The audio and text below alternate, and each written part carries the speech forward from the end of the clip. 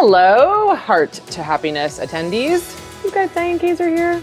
And today we are going to get really deep into some heart work. Notice how I'm putting my heart over my mind. So this is actually right over my third eye. Welcome you guys again to another amazing episode of the Heart to Happiness Project. I'm Diane Kazer, I'm your host.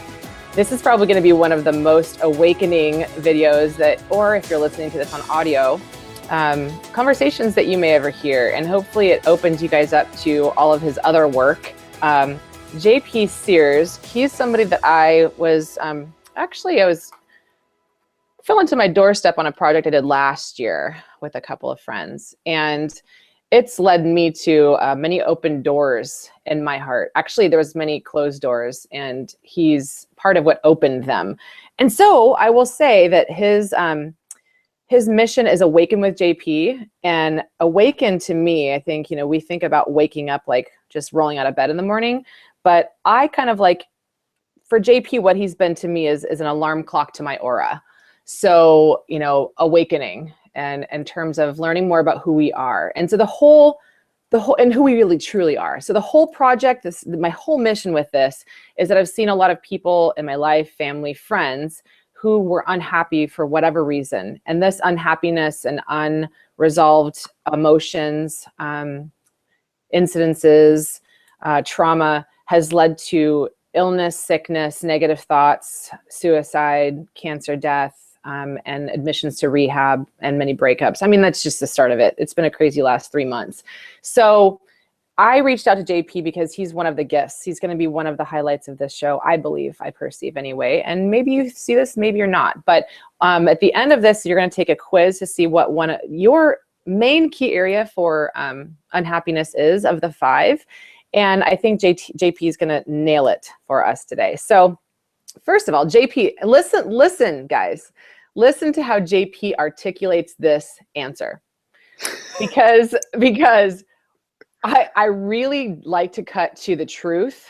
I don't like small talk. And when people say, "Hey, Diane, how are you?" I'm like, well, And JP is somebody who taught me how to answer this. So when people say, "How are you?" I'm like, good. That's our common response. But good is a lie. So JP, how are you, my friend?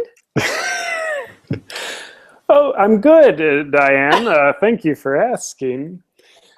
And probably the more truthful answer is part of me is doing well. I'm happy to be here connected with you. And other parts of me are feeling overwhelmed and pressured in life by the hands of my own self. I'm the only one that applies pressure. So yeah, a little overwhelmed, a little sympathetic, and a little bit peaceful too. So I guess that makes me conflicted, but screw it. Life's too short to be boring if you're only one way.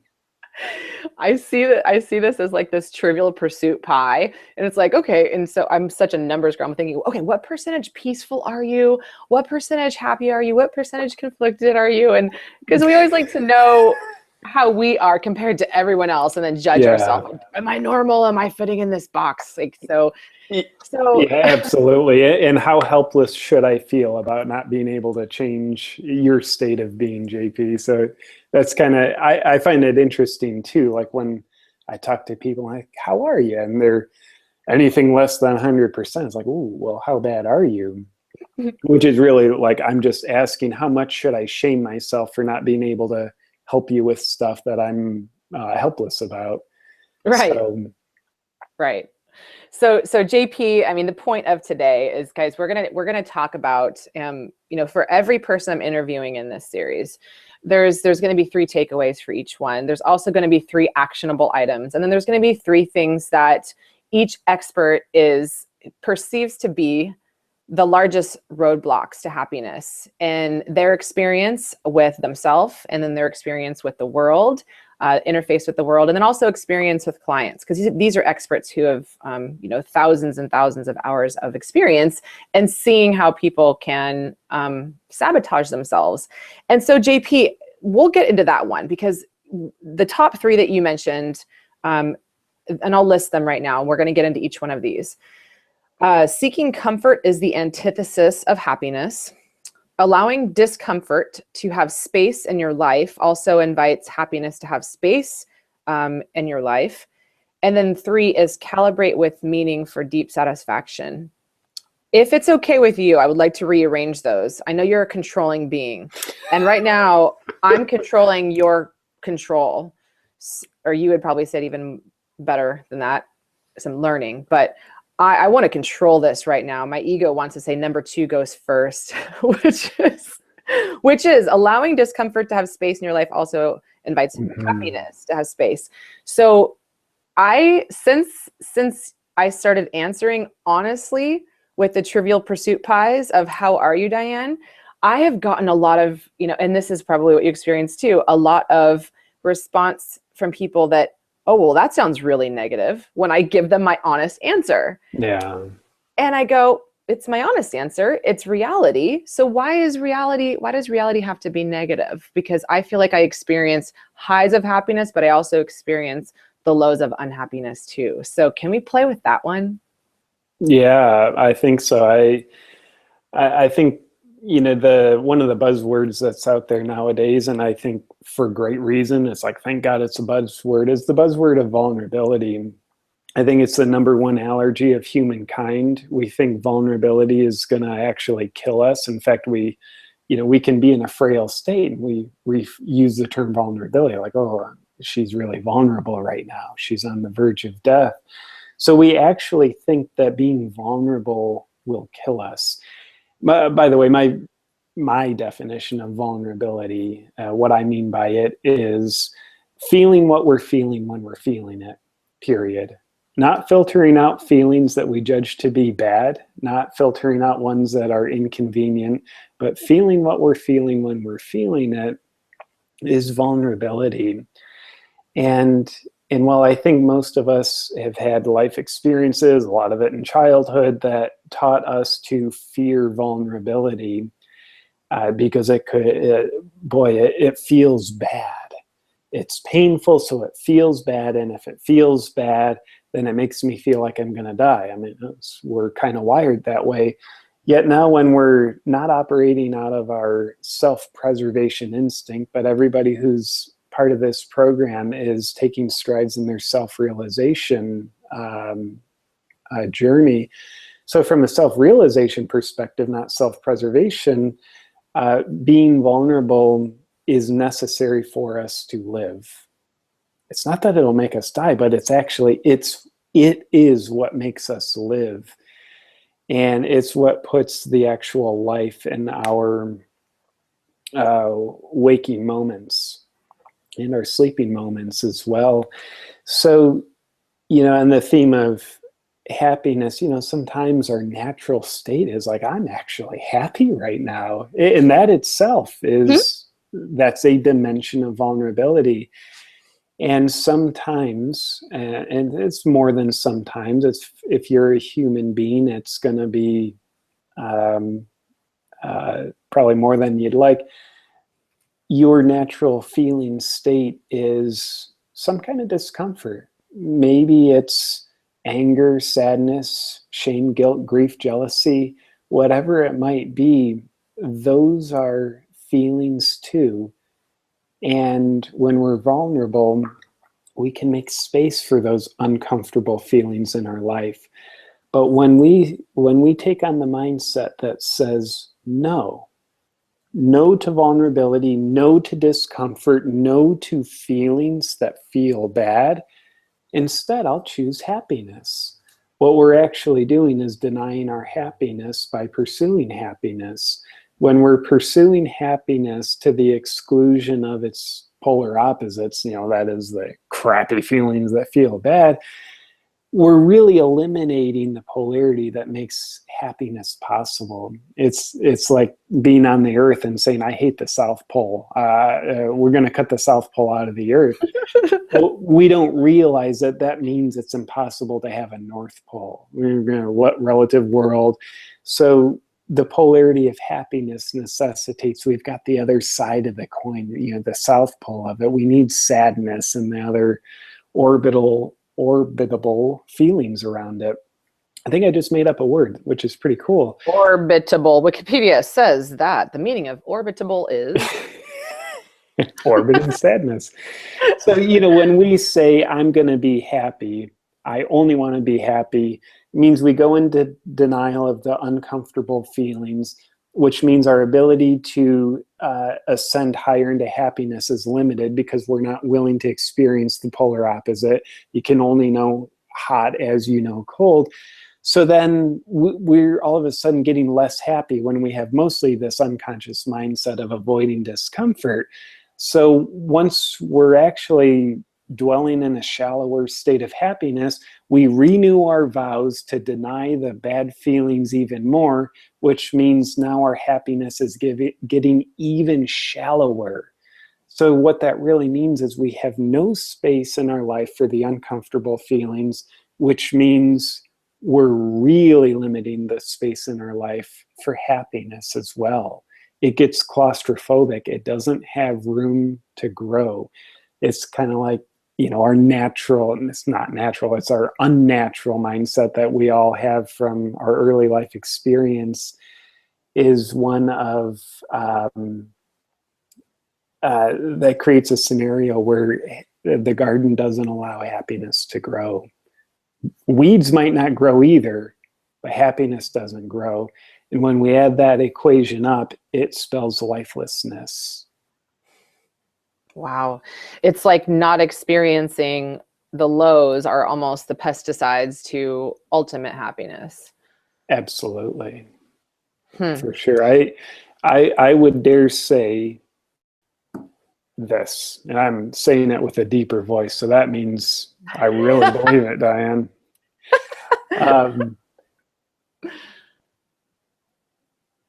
Pursuing happiness is the surest path to being unhappy. And I know that's kind of like a little bit edgy, especially relative to the fact that I like to be happy and we're here on this online summit. But I think we really need to be careful about pursuing happiness. Are we doing it in a wholehearted way, or are we doing it in a fractionated kind of way?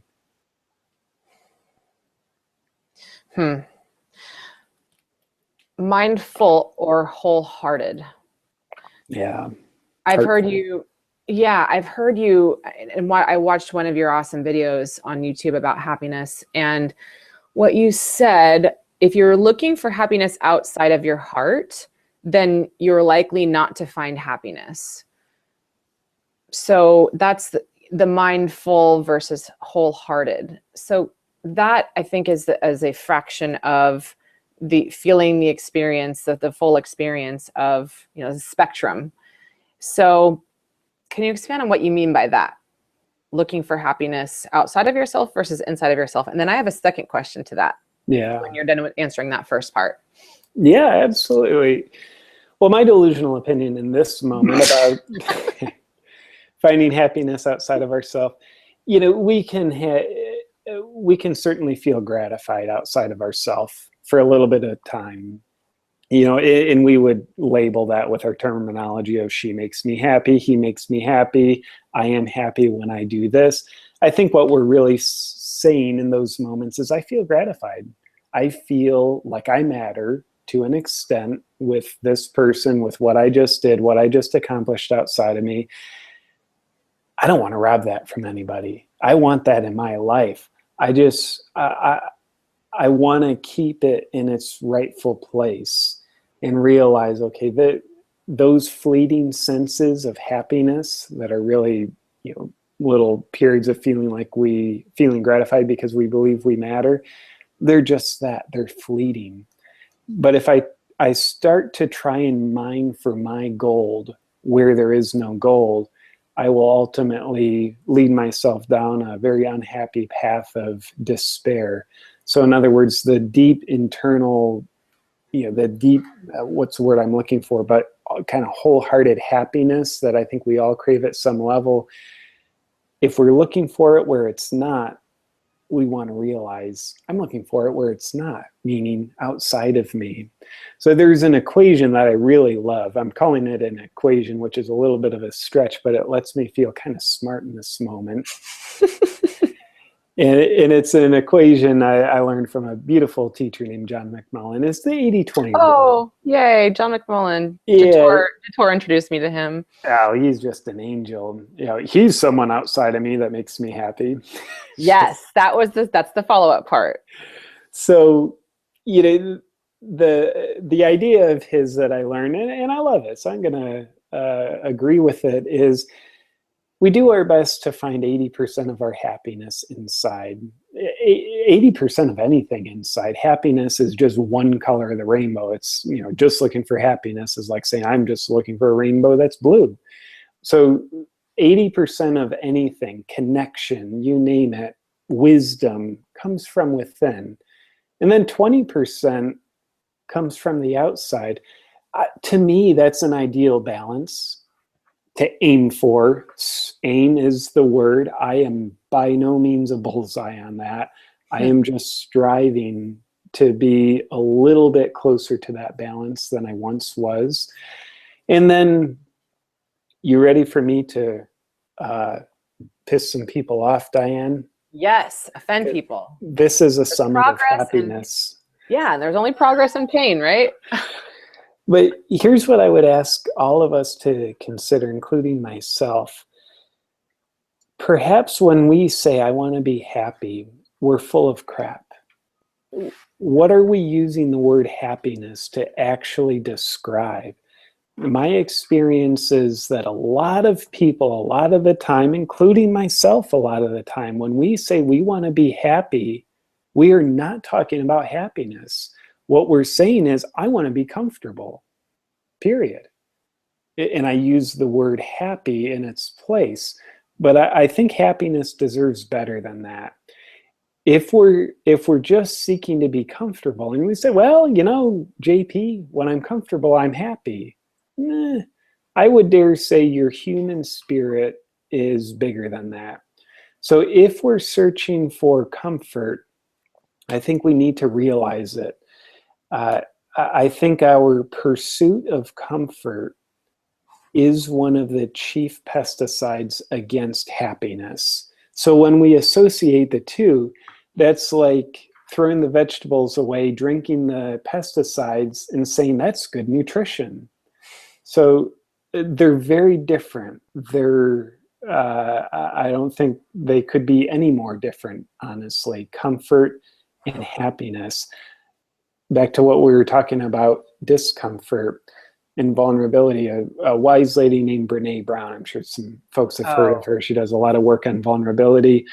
Her words that I'll probably not butcher too much, so pretty close to it. Her words are, he or she who's willing to be most uncomfortable is not only the bravest, but rises the highest or quickest. Either way, it doesn't matter.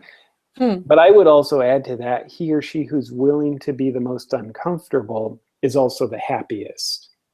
And I'm not talking about manic state of mind where you're happy 100% of the time. No, that's actually a mental disease. I'm talking about he or she who willing to be the most uncomfortable is the happiest in the sense of they're able to ascend into happiness higher, deeper, whichever direction you think you're quicker. Going. And you're not there all the time. You're there some of the time. So I would dare say he or she who is most willing to only seek comfort not only sinks the lowest, but also is the least happy. And, it's kind of like a super simple analogy.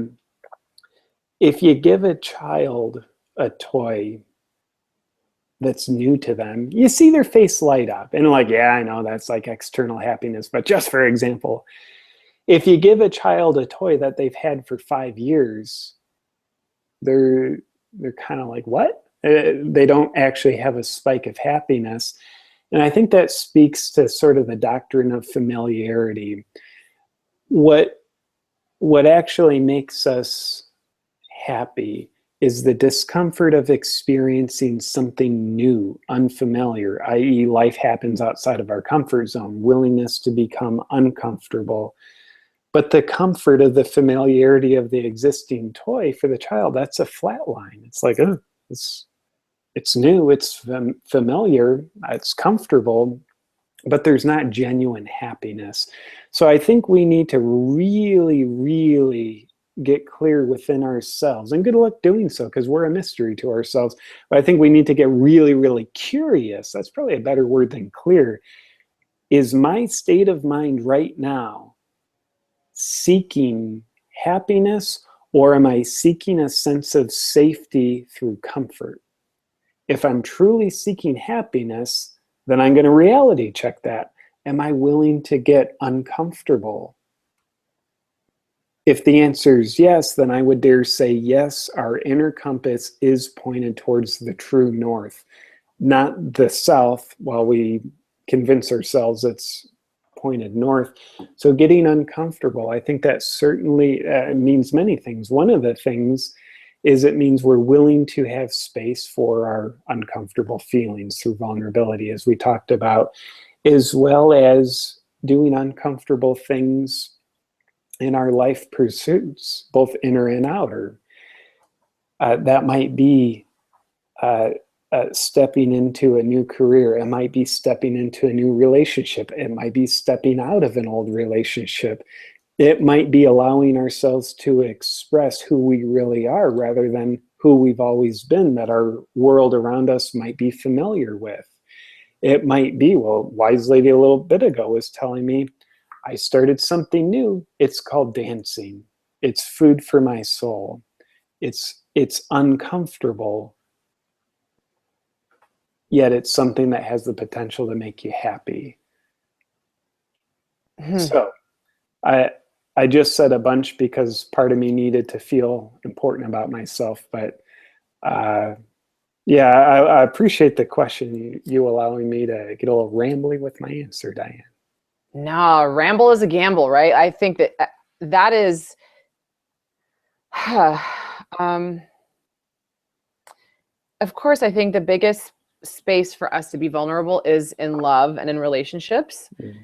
And this is where parts of me have learned a lot of, I've gotten to dance with this darker side of myself that makes up the yin and the yang, the North and the South Pole. So, embracing that darkness is where I think people, they're afraid of that. They want to tone it down. They don't want to acknowledge it. And so that's that repressed stuff that you're talking about, where we can't experience these highs as much as we experience these lows. And I've noticed that the more vulnerable I've gotten in my relationships across the board, business, family, friends, and the more risk that I've taken, the more uncomfortable. It's almost like a game out. It's just a fun game I play every day. What have I done today to make myself very uncomfortable? Yeah. And the more that I've done this, the more I realize the deeper I connect, the more people I influence, then that comes right back to my level of happiness. And I'm more resilient with it. I can bounce back from it quicker. But I also notice that other people, like I said earlier, they perceive that as being negative. They perceive that as, they don't want to talk about it. And it's something that I've noticed. There's three points I want to make here. The first is something that this is part of the 20%. And I really like that you just said that, because everybody kind of needs this, calibration. Where am I right now? Am I flipped the other end? But I have one of my friends does hypnotherapy, and she sent me something, because our sessions, I've been struggling with them because, I think, I traveled to the north of India where the Dalai Lama lives now, and they talk about detachment and only finding happiness inside. And so there's like this, it seems unattainable to have 100% happiness inside. And so it's important to have an expectation of, an expectation of ourselves, because I've thought, gosh, I should detach from connecting with other people, because what if they leave? Then I'm unhappy again. And she sent me something, and she said, I was reading I put something on Facebook. She said, I was reading your beautiful post, and the part where you said, although they say we should never depend on anyone for happiness, for our happiness, it reminded her of something. She said, it reminded me of this one little jewel in this fast-paced, financially driven lifestyle that we live in. It is too often forgotten to truly be concerned for others' well-being and happiness, and what this means and how it affects us. We're taught independence to a flaw. And she said, this little jewel brings me back to basics, that children realize that their happiness does indeed include the happiness of those around them. And she wrote, you acknowledging this shows beautiful growth. This is what you're doing. You're taking the hands of those around you and running and sharing what you are learning. And this is the part of it. You enjoy the fruits when others enjoy the fruits. So that was a big eye opener for me, because I realized, because the first thing I did with that post is I was condemning myself for being happy when I see other people happy, because I also feel sadness when other people are feeling sadness. But that's really truly the definition of empathy, right? Sure. Yeah, being a sociopath is on the other end of the spectrum. So like empathy, I think is pretty cool. Yeah. And so this is where I think everybody needs the voice today, but I think men today need this voice, because I have a lot of male friends who we play in these dances, and I've inspired them through you to get raw. And Jator is great about this too, to get raw with their feelings, to get vulnerable. And the two things that I hear the most are, and have experienced the most, is, you said it earlier, is that part of how you deflect from life is to be a workaholic, or just to work a lot, work on projects, even though they might be heart projects, they're still work.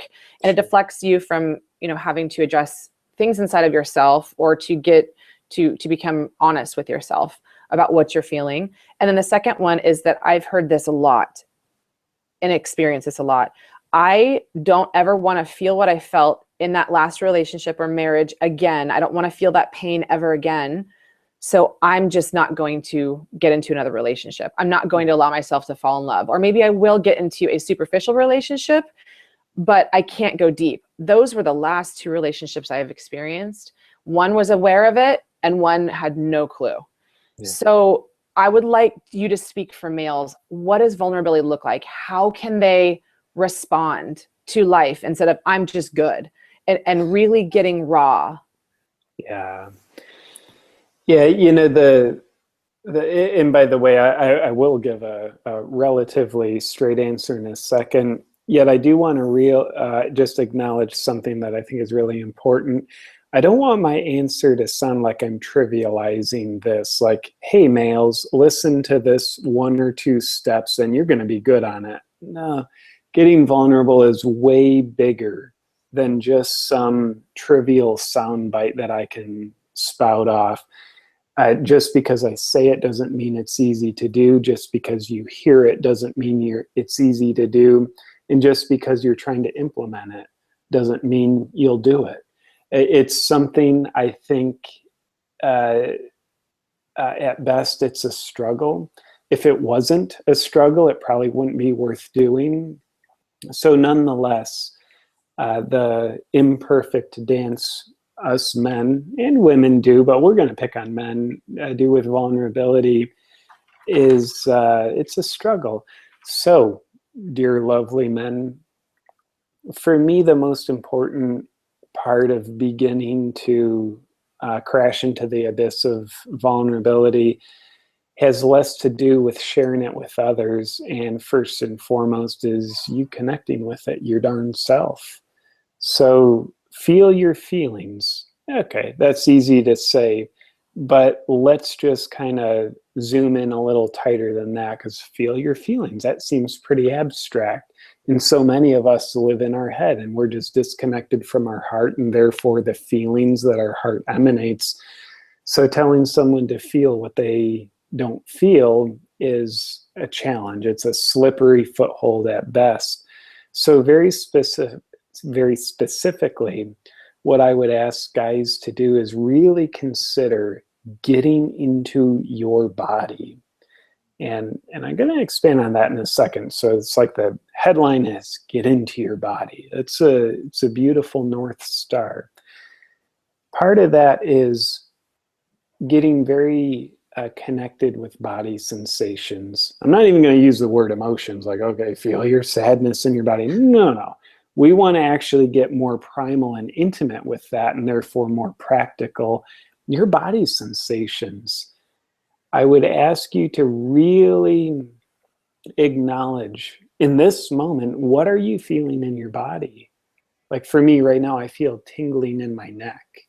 I feel a tightness in the side of my leg.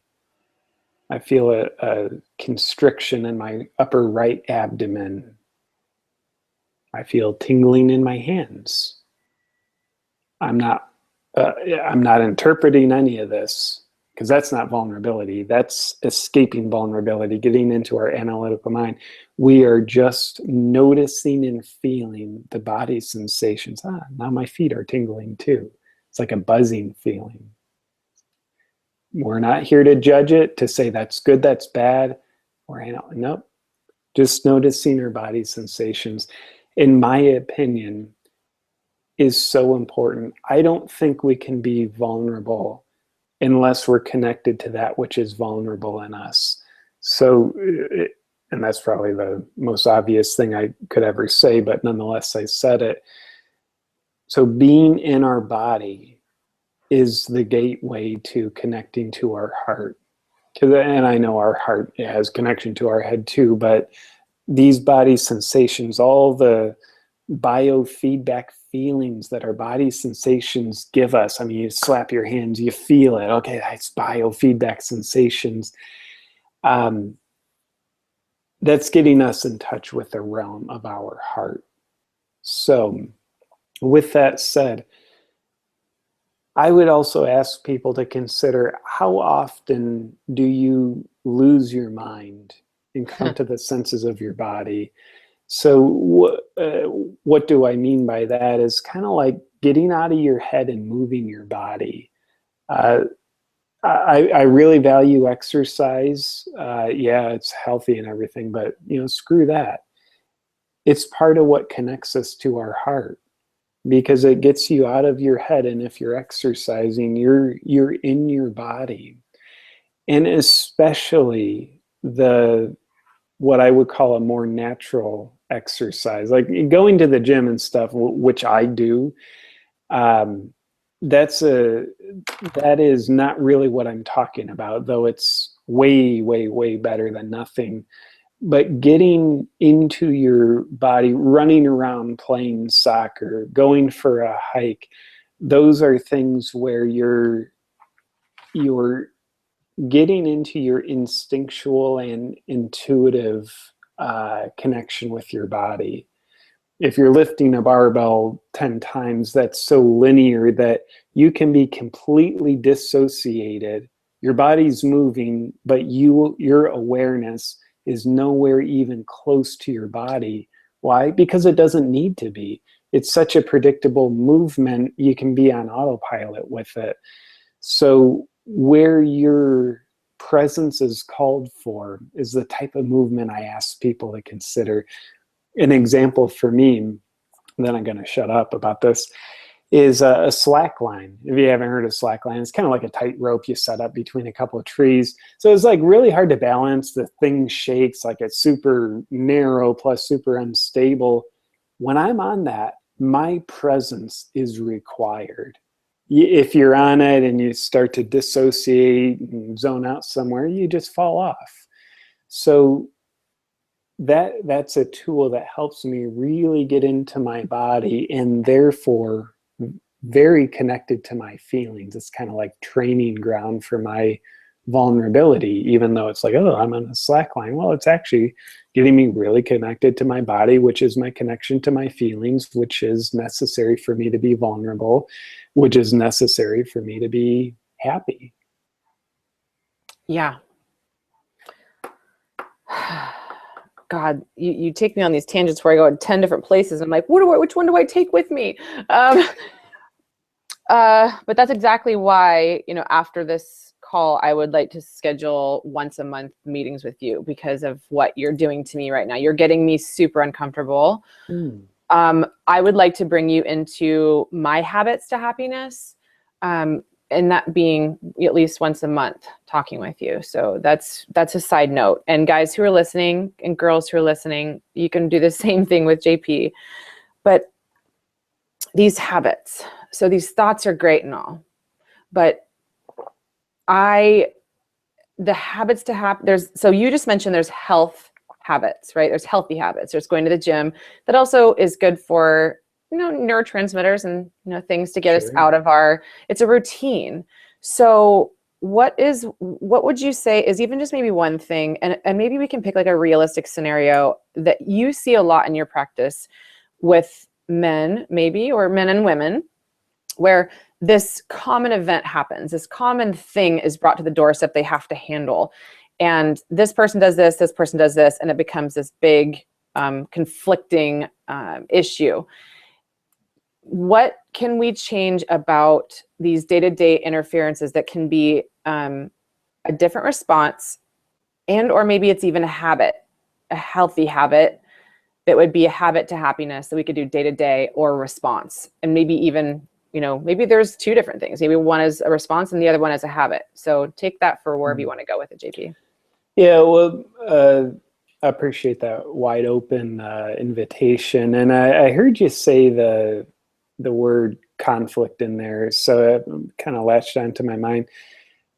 When we have conflict with our beloved or other people, I think a great habit, when we feel that emotional charge come up, which is kind of like, yes, you're feeling something, that's a good thing. But of course, that feeling can be a deflection of a deeper feeling. So it's like, now I'm on a tangent, but off we go. We'll get back to the actual trail in a second. There are sets of feelings we have that actually deflect us from vulnerability. So left unto it, our delusional selves, we'd say like, oh, I'm so pissed off at her. Good, I'm vulnerable right now. It's like when our emotional charge is kind of directed and like kind of blaming, like she's why I'm upset right now, we for darn sure know we're not in a vulnerable state. We're feeling something that is distracting us from feeling the real vulnerable feeling. So a habit I ask people to consider test driving when we've got that emotional charge at someone is ask ourselves, what about me is making me feel this feeling? What about me is making me feel this feeling? Natural reaction is, I'm not making me feel this way. She betrayed me. She's making me feel this way. Like, that wasn't the question. We're looking to go under that story because under that story is where you and your heart are. What about you is making you feel anger? I know for me, a lot of times I feel helpless. And by the way, I don't like feeling helpless. That's actually one of my real tender points of vulnerability. It's so hard for me to feel helpless, so hard for a lot of guys and women to feel helpless. So it's much easier to get angry as hell and really feel justified and rationalized about why this anger is about you. No. What about me is making me feel this way? And we can also ask that question when we're really happy with someone. You made me feel happy. But it's pleasant, it's romantic, like there's not really a problem to really fix. Yet there is growth to be had from that. We're giving away a little bit of our power when we say, you made me happy. Which, by the way, I still tell people that. I'm gonna for, next 4 or 5 lifetimes too. Yet introspectively, we can grow a little bit beyond that by blaming other people for our happiness, because then we make them responsible for it. Then they'll carry the burden for it. Then they'll resent us for making them responsible for their happiness, and then we'll unconsciously resent them for resenting us. So there's some of that happens. So, okay, no, I'm happy because of you. What about me is making me feel this feeling of happiness? So ambitious self-responsibility about our feelings, period. Whether we judge those feelings to be comfortable or uncomfortable. There is so much personal empowerment, in my opinion, when we step into the sovereignty of our feelings. They are our feelings. Nobody else's heart generates and circulates feelings inside of our bodies. They are, in my opinion, an illuminated source of power in our life. We either turn our back to them or we face them and embrace them, even though it scares the living crap out of us, in my opinion. There's a wise man named Carl Jung, a Swiss psychiatrist, died in the 1960s, but super wise dude. Dysfunctional as hell too, by the way, but super wise dude. They all are, right? Absolutely. You can't, I mean, if you're not dysfunctional, you're not wise. So he has a thought that I absolutely love, which is our feelings are the language of our soul. If we're willing to step into the sovereignty of our feelings, what if that means we're actually stepping into the power of our soul? And I know that's at least halfway artsy-fartsy, super abstract. I don't know that that's true. I just know that feels really good to consider, in my opinion. But I would dare say we have very little power that comes from our human ego, even though it craves power like no other. And I would dare say we have a tremendous amount of authentic power that comes from our soul, or whatever the hell's beyond our human mind. And if Carl Jung's even 25% correct that our feelings are the language of our soul, what the hell happens when we step into the language of our soul? And what the hell happens when we close our heart and turn our back to our soul? I would dare say what happens is we're either disconnecting from our power, or if we embrace the feelings, we are taking a bold step into our personal power. And there's a reason why so many wise people throughout the ages have said the number one fear of humankind is the fear of their own power. Whew. That was one of the things I mentioned to you before we got on this recording, is that I have more fear of judgment of people than I do of swimming in the ocean with no cage with bull sharks, which I've done. Mm. And I am exercising these fears once a week by dancing, salsa dancing. And I went salsa dancing Friday night, and I danced with 3 different guys, and I lost my mind, which was the best thing I could have ever done, because I gained my heart. And that's what heart to happiness means to me, is that for me, it was hard work to break through the ego, to step on the dance floor with my 3-inch heels, completely paralyzed that I would roll my ankle and fall on my face.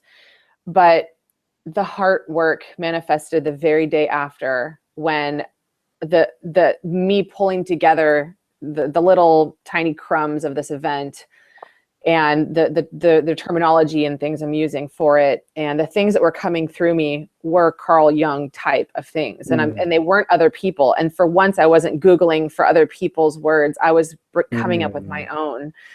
And so I even created an acronym, which I'll share in a book that I'm going to be writing, but I wrote, have the courage to be vulnerable so you can reverse heart disease.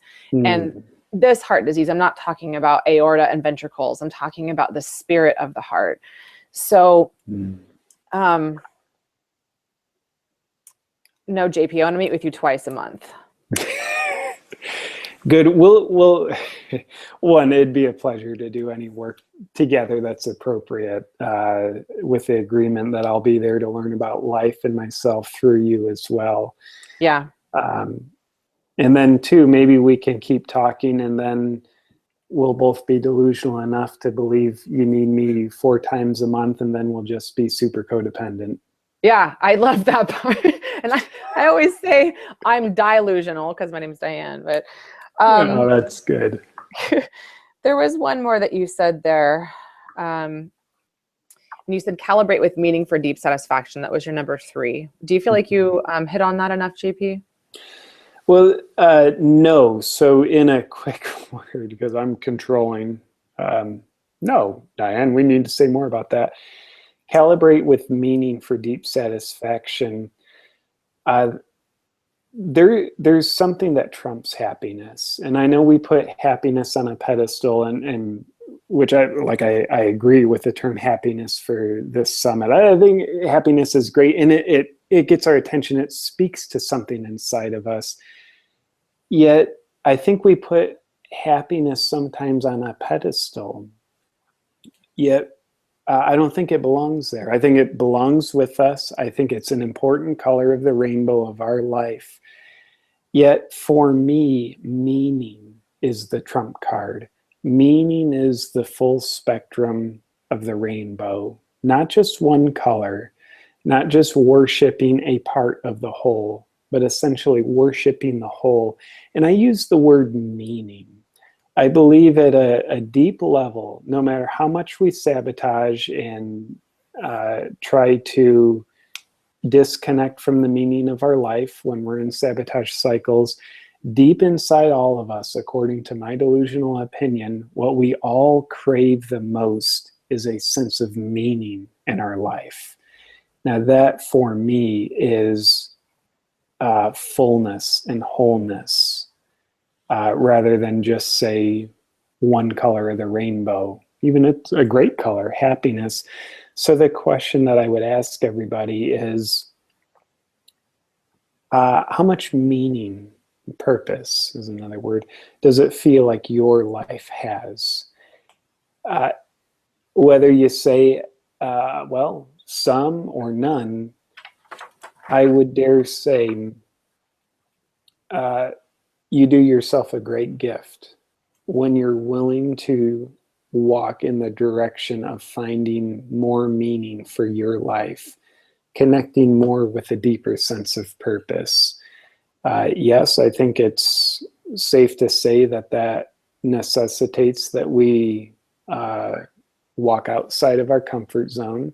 And just remember, when we get uncomfortable, but do it with consistency and habit, like you're talking about, Diane, what's uncomfortable to us now will soon become familiar, and we'll have comfort with it. Hence, our comfort zone expands when we're willing to walk outside of our comfort zone. So meaning is something people are willing to die for because it's that important to find in life. Many of us, I think Socrates once said, the unexamined life is a life not worth living. Yep. And I think what we're examining for is meaning. And meaning is a huge topic. All I would say is it's something our head can't decide what's meaningful to us. I think our meaning, our sense of purpose, it's not what we choose. It's something that more kind of comes through us, lives through us. The question is, are we willing to have the humbleness to acknowledge it and serve the meaning that wants to come through us? Or do we fight it? That's the question. So seeking meaning. And by the way, if we're willing to seek meaning in life, that means sometimes we are willing to walk through a stretch of the forest that we know is going to make us damn unhappy. I mean, actually 6 weeks ago, give or take, there was a 2.5 year long relationship that came to an end. And And I knew if this relationship ends, I'll have a period where like I'm unhappy, like things are scary, things are changing, but it felt very meaningful and purposeful for my greater good, if you will, to leave the relationship. If I was willing to only choose happiness, I wouldn't be able to choose meaning. I wouldn't be able to say yes to the meaning that was calling me to the quest in that moment. And I don't mean to just sound like a drama novel here. Sometimes when we're following our meaning, we meet significant happiness right away. So other times we do go through a period of unhappiness, the discomfort of change. Happiness will always follow if we stay the course of calibrating with our meaning. But the last thing I'll say on that, as mysterious as meaning is, because it's different for each of us, there's a quote I have on my desk. I've had it here for actually longer than I've had this desk. I take it with me wherever I go. But the quote is, "What wants to live through me?" Period. Actually, question mark, not period. What wants to live through me? And for me, finding our meaning, I think, has a hell of a lot less to do with being so delusional that we believe we can actually answer that question. To me, the meaning has, or finding more meaning has a hell of a lot more to do with asking that question rather than to try and answer the question. And of course, our egos love to have answers because it gives us a delusional sense of certainty and control. But I think our spirit loves questions because it opens us up to what's beyond the limitations of our current beliefs and scopes of life, and even the current limitations of our senses of self. Yep. That's the last thing I wanted to ask you, JP, is how do we know what truly makes us happy when we are in a society of buy this, you need this to make you happy? And what 3 habits would you recommend people do on a daily basis so they can discover more of that about what truly makes them happy? Cool. The first part of the question, and I'm sure I'll forget the second part here in a second, so I might need a reminder. But how do we know what really makes us happy? I think knowing that we don't really know what makes us happy is the most important thing to know.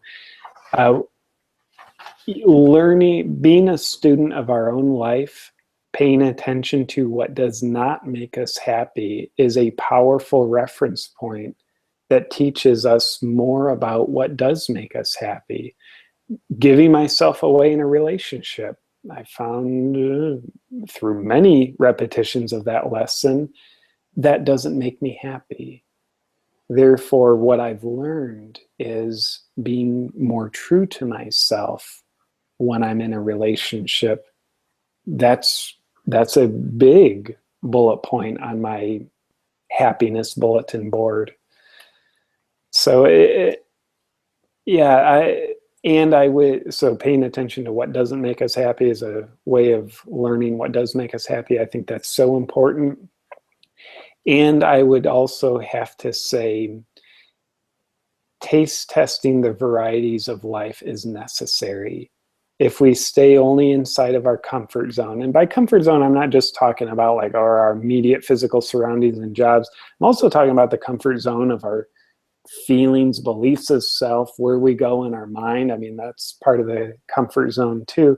If we're not willing to go beyond that, we never taste other varietals that life serves up.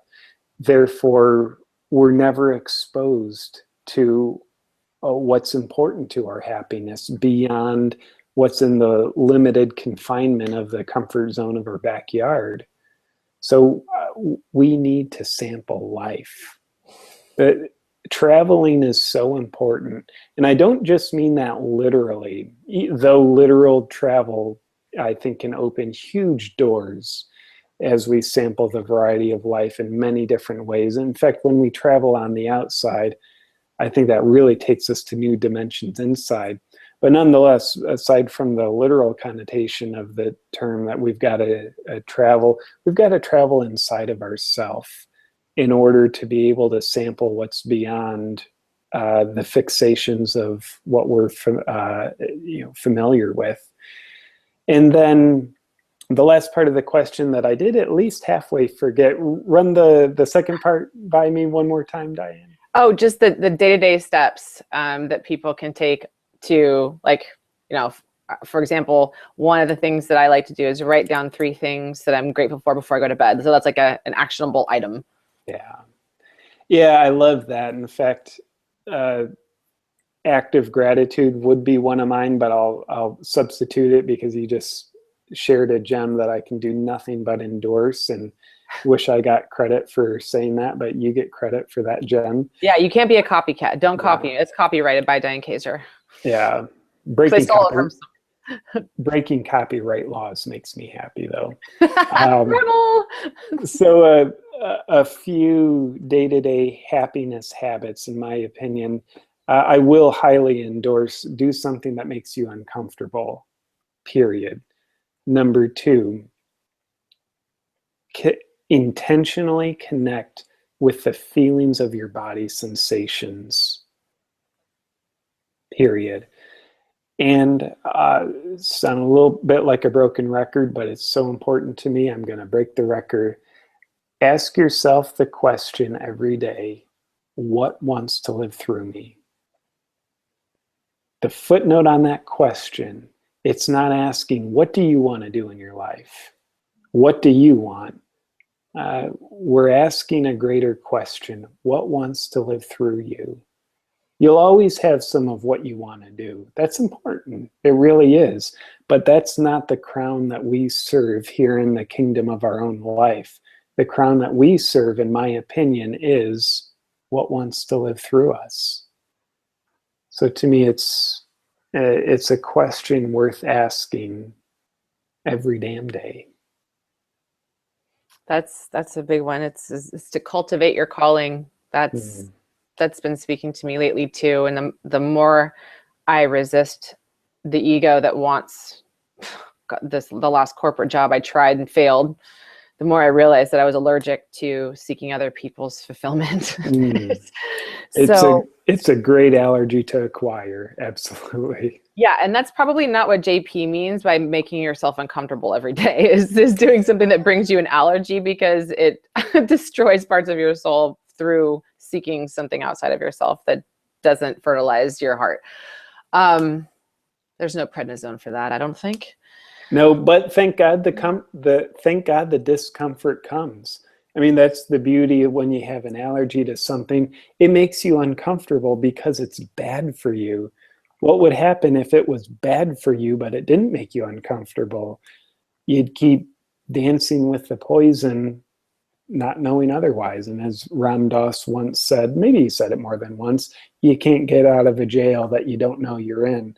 The discomfort of those allergies that we have to life, giving or working for the corporate job, if that's what we're allergic to, that discomfort tells us we're in a jail. Yeah. There's been a lot of analogies with that too. It's like, you're the only one that has the key. And that personal power is scary, but yeah. So I think, there's so much to be said. There's so much.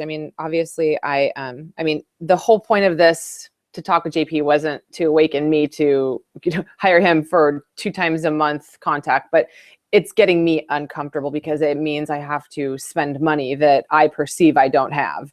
So that's the one thing I've done. That's the habit that I've done. I'm making of myself too. Every day I'm doing something uncomfortable. That is one thing of many that I've already done. And it's only noon that have made me feel uncomfortable. Getting on this to talk with you right now makes me feel uncomfortable because the fear of judgment of what people are going to think, or that I'm taking up too much of your time, or that you have something else to do and we got to close this show and da, da, da, da.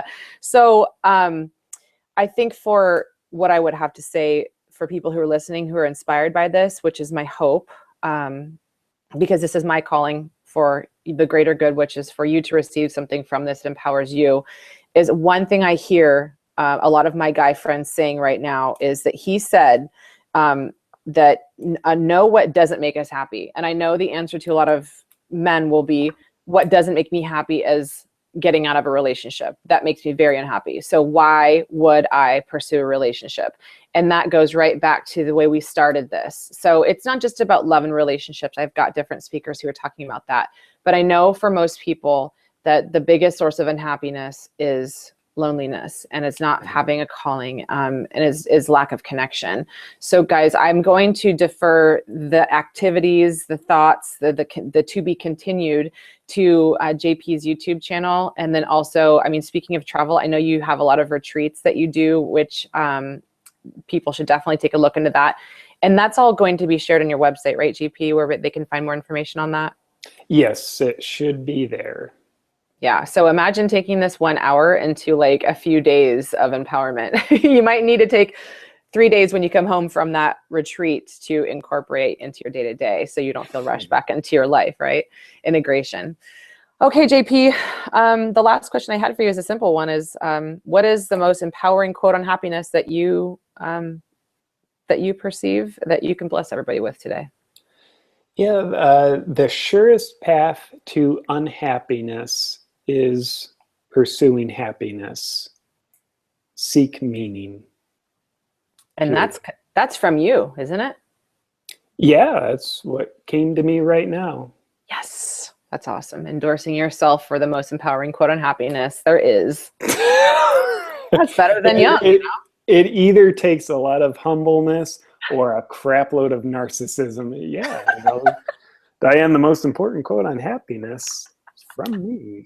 That's so funny. You guys got to watch his video on narcissism too, because I've dated narcissists and it's so empowering. It's like, you know, the problem is inside of me. So thank you, JP, for taking this time for us to cultivate your calling and to get outside of your comfort zone, even though you seem very comfortable in video and everything that you do. So there's probably a curtain behind that too, but thank you. Absolutely.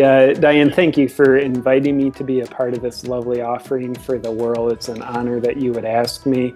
And to all you lovely people paying attention to this conversation, thank you for investing some thought and feeling in yourself. As it is an investment. The best investment is what you can put into your heart. So, all right, JP. Next step for me is to schedule our appointments so that I can continue this, because I'm addicted. I'm codependent on you now. Very cool. Well, I'll be looking forward to talking with you in those future conversations. Cool. All right, guys, take these steps into your life and tune into the next one. Heart to Happiness.